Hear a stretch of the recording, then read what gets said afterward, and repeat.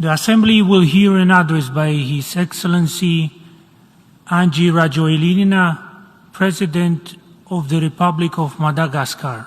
I request protocol to escort His Excellency.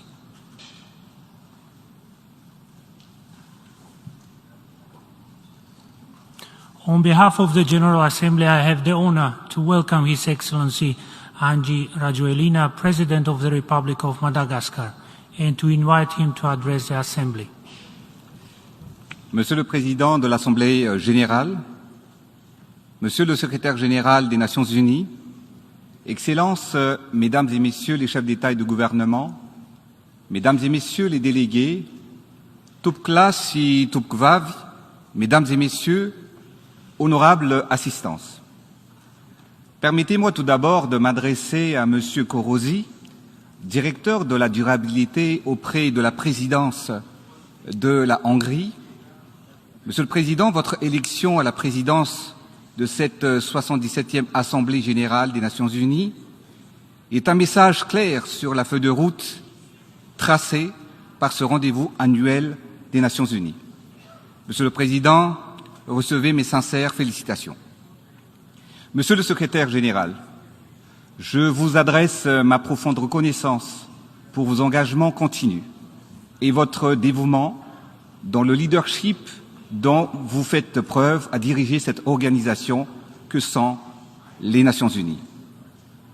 Au nom du peuple malagasy, je profite également de cette auguste tribune pour réitérer nos condoléances les plus sincères au peuple britannique. La reine Elisabeth II a inspiré de nombreuses générations dans son pays et dans le monde entier.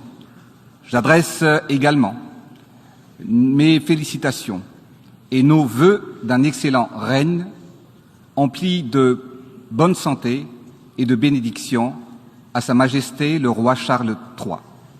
Excellences, Mesdames et Messieurs, le rendez-vous annuel des Nations unies à l'Assemblée générale est toujours l'occasion de porter haut nos aspirations, ce qui nous unit tous ici, c'est-à-dire la paix universelle. Maintenant que nous avons appris à cohabiter avec la Covid-19, dont nous avons longuement débattu au cours des 2 dernières années, nous faisons malgré tout face aux conséquences de cette crise. Cela nous a prouvé que c'est dans les moments difficiles que nous réalisons l'importance de la solidarité entre les nations. Le thème de cette session, des solutions transformatrices pour des défis interdépendants, prend ainsi tout son sens, nous donne à nouveau espoir, nous rassure et nous ouvre les perspectives pour avancer ensemble sur la voie du développement. Lorsque nous avons dû affronter la crise sanitaire, nous avons choisi de faire confiance à nos scientifiques et aux richesses naturelles de notre terre. La création de l'usine Pharmalagas, une usine pharmaceutique, en pleine crise sanitaire, nous a démontré que nous pouvons transformer les difficultés en opportunités afin d'exploiter notre biodiversité et ainsi protéger notre population, qui est la population malagasy. Alors que l'on présageait l'hécatombe en Afrique, le taux d'infection et de mortalité à Madagascar figure parmi les plus faibles au monde. Classé comme zone verte parmi les pays à faible risque de contamination, actuellement, l'entrée à Madagascar ne nécessite ni de tests PCR, ni de passe sanitaire. Nous avons déjoué toutes les statistiques et sommes ressortis plus forts, mais surtout plus engagés encore, mais surtout pour aller vers l'émergence de notre pays. Mesdames et Messieurs, le monde se relève à peine de la pandémie que de nouvelles crises ont fait surface. Aucun pays n'a été épargné par les conséquences de la Covid-19 et le conflit en Ukraine a davantage entraîné un déséquilibre creusant les inégalités. Cela va encore compliquer grandement nos efforts de résilience et de relance post-Covid. Comme tous les pays du monde, nous subissons pleinement les impacts inflationnistes de cette crise. Nous sommes convaincus que toute guerre se termine autour d'une table. Le dialogue est la seule voie pour instaurer donc la paix. C'est ainsi que Madagascar réitère son appel au dialogue pour résoudre le conflit, car les conséquences sont planétaires, elles s'alourdissent de jour en jour et les pays en développement comme le nôtre en sont et en payent les conséquences de cette crise. Le rôle crucial des Nations Unies doit favoriser le multilatéralisme afin de trouver des solutions équitables tenant compte des forces et des vulnérabilités de chaque pays et de chaque population. Comment peut-on accepter qu'en cette période de crise, certains pays avec plus de 100 000 $ de PIB par habitant et d'autres à moins de 600 $ achètent le baril de pétrole au même prix et aux mêmes places? Notre organisation peut prendre des mesures pour accompagner les pays à faible revenu afin qu'ils puissent bénéficier et s'approvisionner en pétrole à des prix équitables, parce que la situation mondiale actuelle est source de bouleversements majeurs dans de nombreux pays. Certains États se retrouvent actuellement déstabilisés. La vie sociale se désorganise, et ainsi que les économies se fragilisent. En effet, certains ont dû appliquer des augmentations de 50% du prix de carburant, entraînant dans certains pays des émeutes et déséquilibres socio-économiques considérables. La reconstruction est l'affaire de tous. Notre solidarité est la seule voie possible pour guérir nos sociétés, rétablir nos économies, soutenir la croissance et surtout instaurer la paix. Mesdames et messieurs, mes chers leaders, à l'heure actuelle, tous les pays ont dû revoir leur stratégie de développement et cela a renforcé la nécessité d'accélérer l'industrialisation et l'autonomisation de chaque pays. Nous restons convaincus que nous devons produire et transformer localement tout ce dont la population a besoin. Car il y a des armes plus puissantes que les bombes, les chars et les missiles. Ce sont nos terres, nos matières premières, nos ressources naturelles et notre peuple. L'industrialisation locale, l'innovation agricole et le leadership des dirigeants sont nos munitions pour consolider notre force et notre bouclier afin de protéger notre population. À Madagascar, comme stratégie, nous avons mis précisément et détaillé notre stratégie pour rattraper le retard de développement de notre pays. Nous avons élaboré le plan Émergence Madagascar, dont la mise en œuvre a été lancée depuis le début de mon mandat présidentiel en 2019. Notre vision est claire et traduite par notre volonté politique que nous démontrons à travers chacune de nos actions. Une approche secteur et projet a été priorisée afin de hisser Madagascar au rang des pays nouvellement émergents. Nous avons lancé un programme de réforme ambitieux pour moderniser l'administration, développer le capital humain et permettre une croissance économique forte, inclusive et durable dont l'énergie est le pilier du développement. Madagascar est un pays béni, car nous avons des ressources en eau pour des barrages hydrauliques, un taux d'ensoleillement très élevé pour des centrales solaires et surtout la puissance du vent pour des parcs éoliens. À l'heure actuelle, de nombreux pays font face à des problèmes énergétiques. Nous devons donc accélérer la production d'énergie renouvelable pour atteindre l'autonomie d'ici 5 ans. Nous projetons de doubler, voire tripler notre capacité de production. Mes chers homologues et frères, nous sommes en 2022 et il est malheureux de constater que l'Afrique est encore le continent où la majorité des familles vivent dans le noir et dans l'obscurité. Plus de 600 millions d'Africains, dont 85% des ménages malagasy, utilisent encore des bougies et du pétrole lampant pour éclairer leur foyer.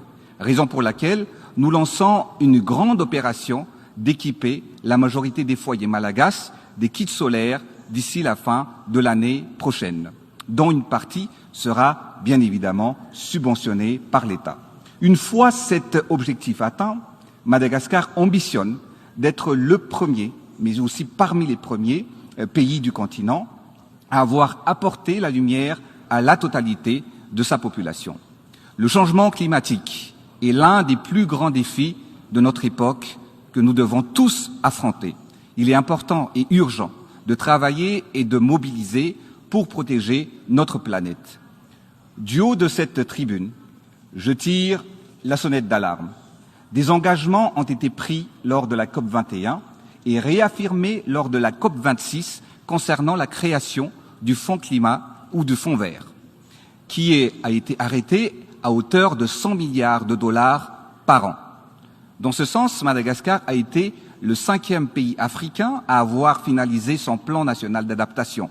Mon pays devrait ainsi faire partie des bénéficiaires de ce fonds vert. Cependant, l'accès au financement tourne au ralenti et actuellement, aucun engagement n'a été respecté. Il est injuste que les pays les moins pollueurs payent le plus lourd tribut des impacts du changement climatique. Madagascar se trouve parmi les pays insulaires et donc vulnérables aux aléas climatiques. Et rien qu'en 2022, c'est-à-dire cette année, 5 cyclones ont frappé la Grande Île en l'espace de 2 mois seulement. 178 000 hectares de terres agricoles ont été inondés et ravagés. Notre île est le premier pays à subir une famine d'origine climatique. Les ressources en eau se tarissent dans le sud de mon pays et la population de cette région est le plus vulnérable. Les conséquences du changement climatique s'aggravent et la situation mondiale nous interpelle. Combien de réunions de haut niveau, de sommets et de conférences internationales avons-nous déjà eues? Combien de déclarations et engagements avons-nous déjà prononcés? Maintenant, il faut transformer les discours en actions concrètes. Aujourd'hui, je porte les cris et la voix du continent africain en général et de Madagascar en particulier. La jeunesse africaine, le continent tout entier, attendent la concrétisation des accords de la part des pays émetteurs. Tenir ces engagements, c'est protéger notre planète. Nos populations l'exigent, les générations futures nous en demanderont des comptes plus tard. Les problématiques de la protection de l'environnement me tiennent particulièrement à cœur. Nous savons tous que la forêt est le poumon de la terre. Et pourtant, l'utilisation du charbon de bois et du bois de chauffe reste une pratique courante sur l'ensemble du continent africain. Et c'est le cas des 92% de la population de mon pays. Une famille utilise le charbon ou le bois de chauffe pour la cuisson, détruit environ 1 hectare de forêt par an, ce qui est dévastateur. Nous devons changer la pratique et la mentalité. C'est pourquoi l'État malagasy va équiper 250 000 familles en réchaud à bioéthanol afin de préserver 250 000 hectares de nos surfaces forestières chaque année. Monsieur le Président, Mesdames et Messieurs, nous avons lancé les grands travaux pour transformer le pays, car tout est à faire et tout est à refaire, tout est urgent et tout est prioritaire. Cela fait presque 4 ans que nous n'avons cessé de construire et réhabiliter des routes, bâtir des écoles, des centres de santé, des hôpitaux, des barrages agricoles, des tribunaux, des prisons aux normes, des infrastructures sportives et culturelles et bien d'autres. Madagascar évolue continuellement malgré les crises en cascade à l'échelle mondiale. Le pays est tellement vaste et de nombreux efforts ont été déployés pour le désenclaver. Toutefois, le chemin reste encore lent et sinueux, mais nous avons la foi et nous continuons d'avancer avec détermination. Le plan Émergence Madagascar trace d'ailleurs littéralement les voies vers l'avenir. Du nord au sud, d'est en ouest, tout Madagascar est en chantier.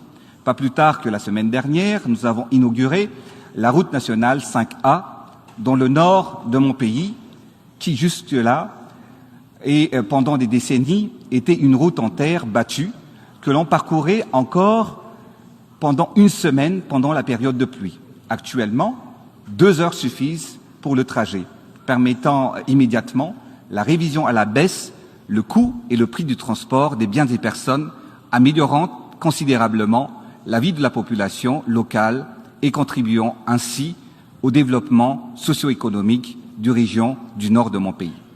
Par ailleurs, dans le sud de mon pays, nous commençons les travaux de la route nationale 13 et bientôt la route nationale 10, tout comme ceux de la route nationale 44 dans l'Est qui se poursuivent, désenclavant ainsi le principal grenier à riz de Madagascar.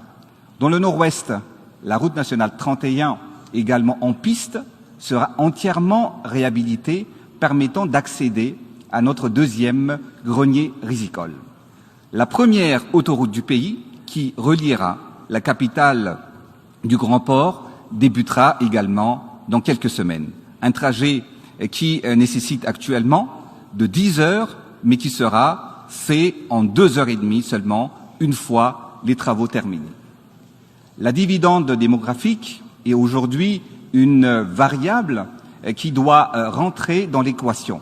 Nous devons changer la structure de la population. La croissance démographique actuelle n'est pas proportionnelle à la croissance économique. Dans certaines régions, des jeunes filles de moins de 18 ans sont déjà mères de famille et se retrouvent en moyenne avec 5 à 8 enfants à leur charge. Par conséquent, elles ont plus de difficultés à les nourrir, les élever, les soigner, les éduquer correctement. Le programme de planning familial déjà initié est ainsi primordial dans notre stratégie d'action pour maîtriser les naissances et transformer la population actuelle dépendante en une population active et économiquement productive. La démographie deviendra, pour Madagascar, un atout et non un frein au développement. Dans le volet de l'éducation, nous avons fait un pas de géant.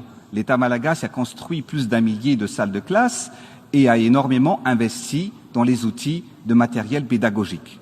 Nous avons mis en place des cantines scolaires, nous avons conçu des livres et des manuels, distribué des tablettes numériques afin d'améliorer considérablement la qualité de l'éducation de nos enfants et de nos jeunes. Le taux d'accès à l'éducation de base a augmenté de 146% et le taux d'abandon scolaire a été réduit de manière palpable. Nous avons fait de l'éducation une priorité nationale et nous renouvelons notre engagement à transformer et à redynamiser la vie scolaire et universitaire. L'année dernière, j'ai également eu l'opportunité d'évoquer le souhait de mon pays de voir enfin appliquer les résolutions prises par l'Assemblée générale des Nations unies en 1979 et en 1980 sur la restitution et la gestion des îles éparses ou Nus Malagas dans l'océan Indien à Madagascar. Nous réjouissons de la tenue très prochaine de la deuxième rencontre de la commission mixte franco-malagasy sur le sujet et fort de ces 2 résolutions qui confirment la légitimité de notre revendication, nous espérons pouvoir compter sur le soutien des Nations unies pour parvenir enfin à une solution concertée, juste et apaisée. Excellences, Mesdames et Messieurs, pendant la pandémie, les malades avaient besoin d'oxygène pour survivre. Actuellement, de nombreux pays sont asphyxiés par les séquelles des crises successives. Ces pays ont besoin de soutien, d'aide et d'accompagnement qui leur serviront de bouffée d'oxygène pour faire face aux défis de relance économique et atteindre les objectifs de développement durable. Il est nécessaire d'accélérer la mise en place de nouveaux mécanismes de financement tels que le FFDR ou le Fonds fiduciaire pour la résilience et la durabilité, et en activer ainsi le décaissement. Je saisis cette occasion pour remercier le Fonds monétaire international, la Banque mondiale et les autres pays amis de Madagascar qui ont toujours été à notre côté dans les moments difficiles. Chers homologues, mes chers frères leaders africains, l'Afrique de demain doit être autonome, indépendante et prospère. Nous avons le devoir de changer l'histoire du continent et d'écrire une nouvelle page pour que chacun et chaque pays doivent changer et transformer. Notre organisation a besoin de renforcer cette solidarité pour apporter des solutions communes à nos problèmes communs. Que Dieu bénisse chacune de nos nations. Masnantandazana, la patrie est sacrée. Je vous remercie de votre attention. On behalf of the Assembly, I wish to thank the President of the Republic of Madagascar for the statement just made.